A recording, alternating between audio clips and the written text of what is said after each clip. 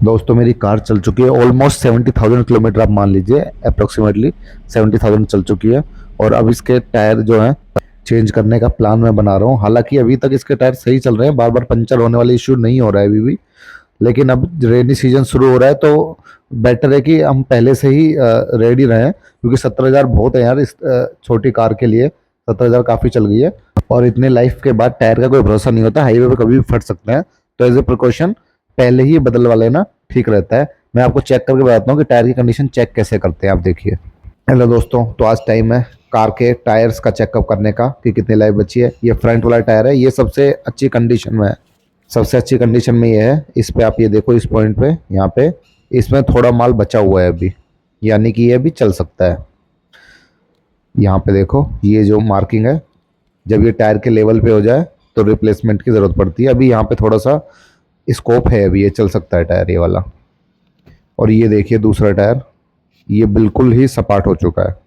आप देखोगे ये पूरा घिस चुका है। जो इसकी मार्किंग है ये उसके लेवल पे पूरा आ गया है, तो यानी कि इसको रिप्लेसमेंट की ज़रूरत है।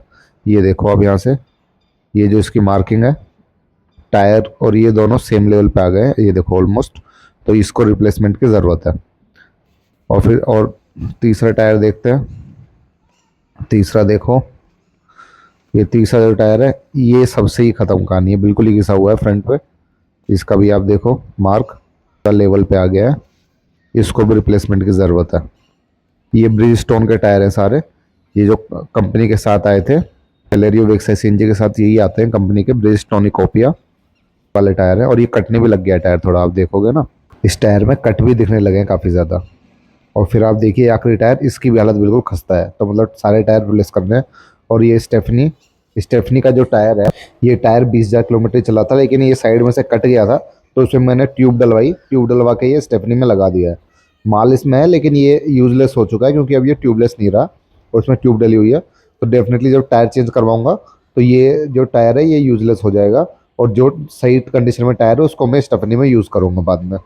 तो अब चलते हैं टायर देखने के लिए। मैंने ऑनलाइन काफ़ी सारे टायर शॉर्ट लिस्ट किए, आप ये देखो लिस्ट में योकोहामा था, इसमें ब्रिजस्टोन था, ब्रिजस्टोन B290, कॉन्टिनेंटल का भी चेक किया, जेके टायर के भी काफ़ी सारे टायर चेक किए, और फिर MRF के टायर चेक किए। तो ये सारे टायर मैंने काफ़ी चेक किए, लेकिन फिर मैंने सोचा कि एक बार फिजिकली शोरूम पे जाके भी देख लेता हूँ। मेरी कार में ब्रिजस्टोन के टायर आए थे जिनका रिस्पांस बहुत अच्छा था, और मैंने सोचा हुआ था कि टायर में ब्रिजस्टोन के ही डलवाऊंगा दोबारा भी। लेकिन जब मैं सारे कंपनीज के टायर में देख रहा था शोरूम्स पे जाकर विजिट करके, तो जब मैंने MRF ZLX टायर देखा तो मुझे वो टायर का मटेरियल और क्वालिटी इतनी अच्छी लगी कि मेरे को पसंद आ गया MRF ZLX की। डलवाना है तो MRF ZLX ही डलवाना है। MRF के शोरूम में गया, वहाँ पे MRF के 3 टायर अवेलेबल थे सिलेरियो के लिए, ZVTS, ZVTV और MRF ZLX। तो यहाँ पे काफ़ी सारे टायर थे, तो मैंने शॉर्ट लिस्ट किया MRF ZVTV और ZLX। ये आप देखो ये ZVTV है, ये भी टायर काफ़ी अच्छा है क्वालिटी में, नो इश्यूज़।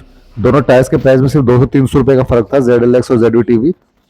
लेकिन मुझे ZLX ज़्यादा पसंद आ रहा था उसके क्वालिटी की वजह से। तो ये देखो ये यहाँ पे दोनों टायर जो है अगल बगल रखे हुए हैं, नीचे ZVTV है, ऊपर ZLX है। लेकिन मैंने MRF ZLX फाइनलाइज किया। MRF ZLX 3,500 रुपीज़ का एक टायर था, और ZVTV 3,300 का। तो फिर मैंने टायर इंस्टॉलेशन के लिए दे दिया। आप देखो सारे टायर्स खुले हुए हैं, और उन पे दूसरे टायर का इंस्टॉलेशन का काम चल रहा है। देखो यहाँ पे कार खड़ी हुई है, तो इसमें अब सीक्वेंस में सारे टायर चेंज हो जाएंगे।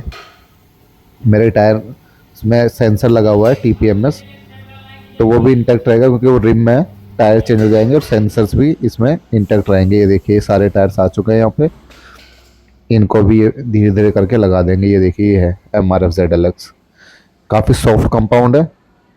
MRF ZLX कंफर्टेबल राइड देता है, ऐसा कंपनी क्लेम करती है, लेकिन मेरे को टायर की क्वालिटी जो थी वो काफ़ी अच्छी लगी। चारों टायर की जो कॉस्ट आई वो 14,000 रुपीज़ आई, यानी कि 3,500 रुपये का एक टायर था।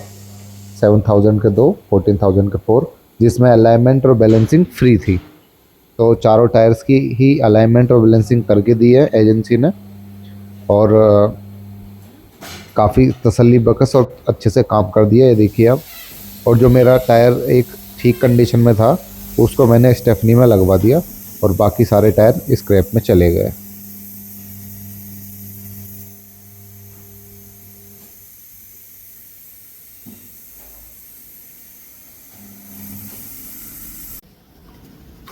ये देखिए बैलेंसिंग हो रही है, व्हील बैलेंसिंग, क्योंकि व्हील बैलेंसिंग अलाइनमेंट फ्री है तो सारी चीज़ें करके देंगे MRF शोरूम पे आपको।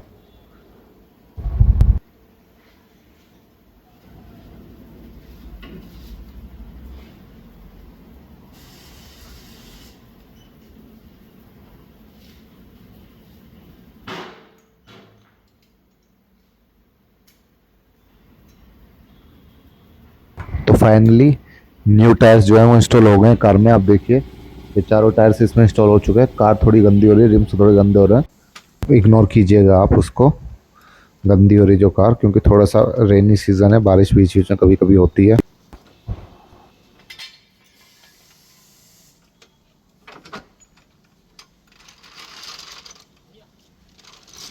अब सारा काम रेडी है, अब अलाइनमेंट फाइनली हो रही है, बस अलाइनमेंट करके हमारी कार रेडी हो जाएगी।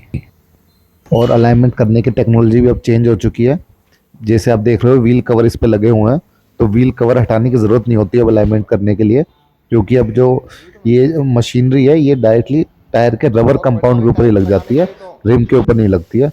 तो ये एक अच्छी बात है कि आपके व्हील कवर अगर नट बोल्ट वाले हैं तो बार बार उनको खोलने की ज़रूरत नहीं पड़ेगी, और वैसे ही यहाँ पे हो जाएगा। तो टेक्नोलॉजी काफ़ी एवॉल्व हो गई है। ये आप देखिए डायरेक्टली वो टायर के आउटर सेक्शन पे लग रही है मशीन, और वहीं से अलाइनमेंट हो जाएगी। तो ये थोड़ा कन्वीनियंट हो गया है अब। पहले ये प्रॉब्लम होती थी, व्हील कवर हटाने पड़ते थे, अगर नट वाले हैं तो काफ़ी प्रॉब्लम होती थी, खोलने ही पड़ते थे, दो फिर दोबारा टाइट करने होते थे। इसका जो यूज़र रिव्यू है बाद में, वो कुछ टाइम के बाद में आपके साथ शेयर करूँगा। और बाकी आपके कोई और क्वेश्चंस हैं तो आप मुझसे कमेंट करके पूछ सकते हो, मैं उसका जवाब आपको ज़रूर दूंगा। Thank you.